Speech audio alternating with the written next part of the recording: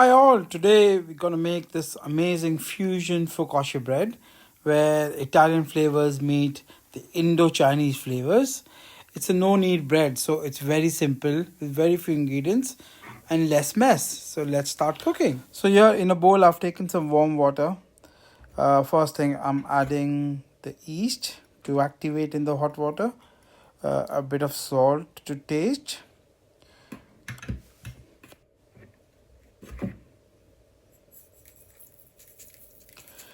Then I'm adding half of the sesame seed. The rest of the sesame seeds I'm saving for garnish on top.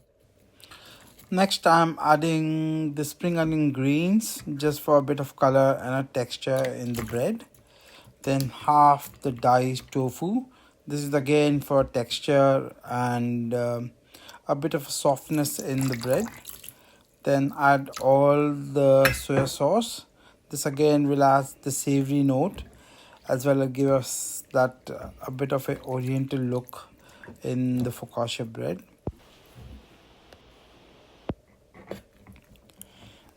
Next I'm adding the 4 cups of the plain flour, or you can use the bread flour which is slightly higher in gluten. Either of the flour is good, but the high gluten flour is much better in bread making. It makes your life easier because it proves quicker and you don't have to work that much. And then last, just add a bit of the sesame oil. This is again to give you that oriental flavor, and the sesame oil always adds the nutty flavor to the bread, which is quite essential for this unique sort of flavors.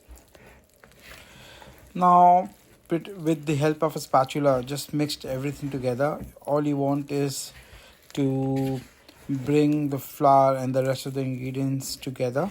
As I said earlier, this is a no knead, so you don't really need to knead this dough. You don't need to make your hands dirty or put on a work table and make the work table messy. It's fairly simple. Just mix everything together and then you just rest the dough and you prove it slowly.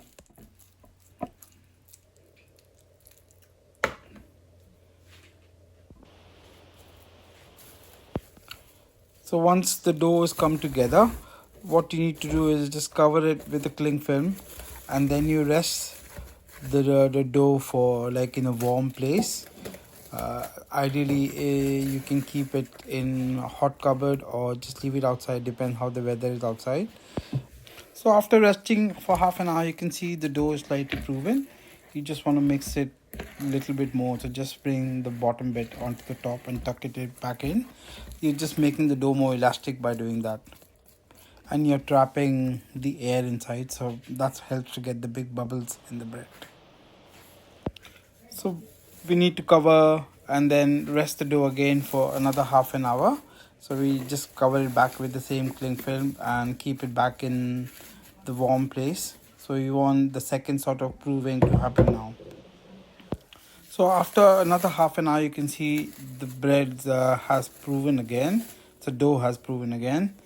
And what you need again is to slightly punch back. So what we do is we do the same thing. We bring the bottom of the bread on top and then repeat the same process. So we're trapping more air and we are folding it in. So we just taking the bottom bit of the dough and then bringing it back. And if you wet your fingers, it always helps and so that it doesn't stick to your fingers. And because the dough is so wet, it's so high in moisture, it's always better to wet your fingers or just put oil on your fingers, either or. And now you can see after another half an hour, the bread is proven back and it becomes more fluffier and fluffier the more you rest it.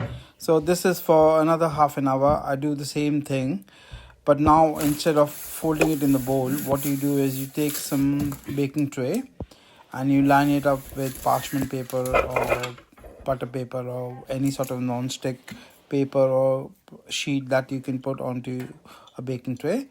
Generously pour some olive oil at the bottom because it's focaccia. You have to have a bit of olive oil. just for the richness and the crispiness at the bottom. Then you just transfer the whole dough onto the tray, and you repeat the same process of tucking the bottom on top, so you trap more air and you don't make the whole dough flat. And it's very simple, but as far as your hands are wet or it's got oil in your finger, it shouldn't stick. You can see the parchment paper which hasn't got any oil on it, you can see the dough gets stuck. But if your parchment paper is nicely lubricated, then you would not have that sort of an issue. And then you want to get the flat size on top because that's the smoother size, and then with the help of both your hands just flatten it, and so that it touch all the corners of your baking tray. You're doing this so that you want the bread to take the shape of your baking tray. So imagine if you got a round bowl that you want the shape in, so you spread and you make sure you're pretty much just training the dough to rise in that particular shape. So you can see some of the tofu are just coming out, but you don't need to worry about. You just press it in, so you want some pieces to be, when you slice it in, you want to see a bit of piece of the spring onions and tofu. That looks good and adds a bit of a layer and a texture into your bread.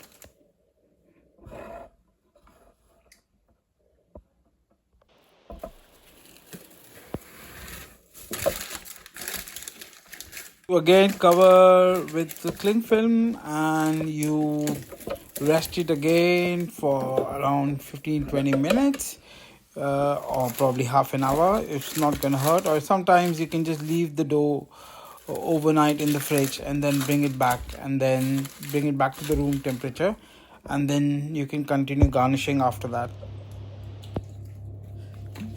Now after 20 minutes or half an hour, you can see the dough is nicely proven.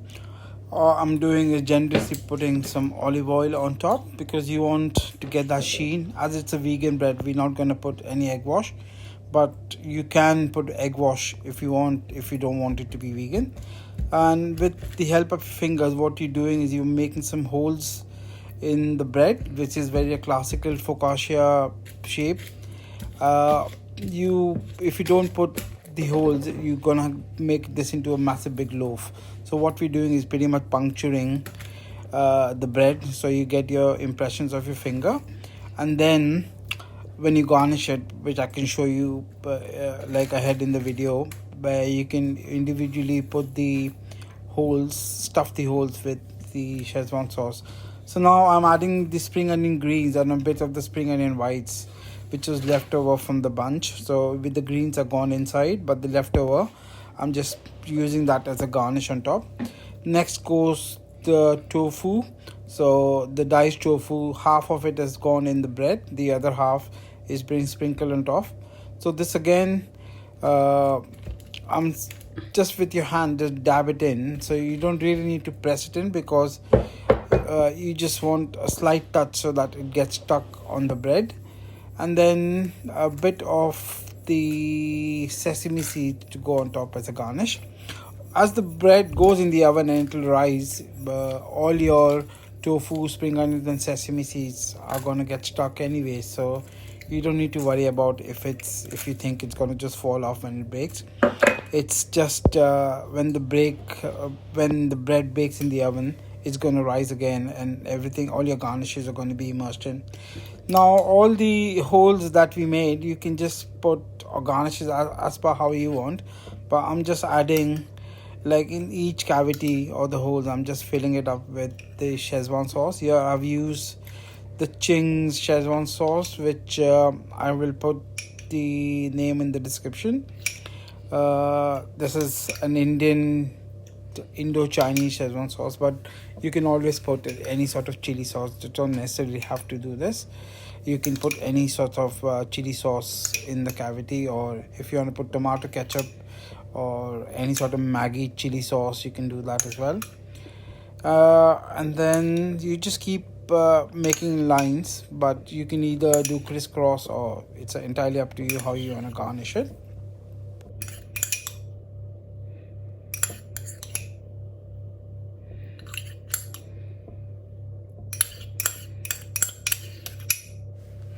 So after adding all the sauce, I've just sprinkled a bit more sesame seeds because I like more sesame seeds, to be honest.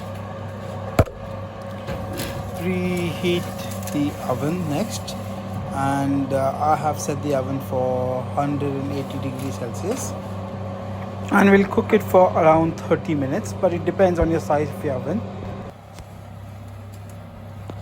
So after half an hour, you can see our bread is ready. So this might vary from oven to oven. So if you want a bit more color on your bread, then you can cook it for longer. But I think for me, I'm happy with the color, so I'm going to start doing the rest of the procedure now. So I'll let the bread rest for some time on the worktop, and then after resting for like 15-20 minutes, I've got the sriracha sauce, which you can easily get in store. And what I'm doing is just doing some crisscross lines on top, but you can do any sort of chili sauce on top, and if you don't like it too hot, then you can skip this next step. And then add a bit more spring onions, and I like coriander, so I'm sprinkling a bit more coriander leaves. This is for the added extra flavor, but as you can see, it looks quite good and it looks quite vibrant, and you can just cut into pieces and wow your guest. So I hope you all like my recipe, and I'm looking forward for you all to make this at home and send me some photographs. So if you like my video, please give me a thumbs up and share the channel as much as possible and subscribe. Thank you.